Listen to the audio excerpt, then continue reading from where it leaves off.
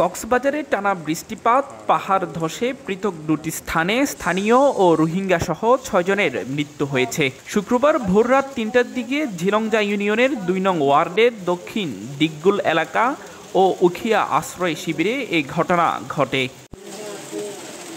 জানা গেছে, শুক্রবার ভোররাত ৩টার দিকে সদর উপজেলার ঝিলংজা ইউনিয়নে ২ নং ওয়ার্ডের দক্ষিণ দিকগুল এলাকায় টানা বর্ষণের ফলে পাহাড় ধসের ঘটনায় ওই এলাকার মিজানুর রহমানের স্ত্রী আখিমণি ও ২ সন্তান ময়না, মায়া নিহত হয়। অপরদিকে একই দিনে উখিয়া আশ্রয় শিবিরে ১৪ নম্বর হাকিমপাড়া রোহিঙ্গা ক্যাম্পে পাহাড় ধসের ৩টি ঘর বিধ্বস্ত হয়েছে।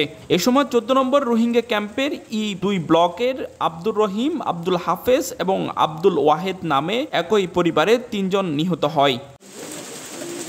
এছাড়াও মৌসুমী বায়ুর প্রভাবে কক্সবাজার জেলার সকাল থেকে থেমে থেমে কয়েক ঘন্টার বৃষ্টির ফলে জলাবদ্ধতার সৃষ্টি হয়েছে বিভিন্ন স্থানে। বিশেষ করে পানিতে টয়টম্বুর শহরের হোটেল মোটেল জোন, বাজারঘাটা, গোলদিঘির পাড়, বড়বাজার, বার্মিস মার্কেট সহ বিভিন্ন অলিগলি। টানা বৃষ্টি ও পাহাড়ি ঢলে হাঁটু সমান পানি দেখা যায়। এতে চরম দুর্ভোগে পড়েছেন পর্যটক ও স্থানীয়রা।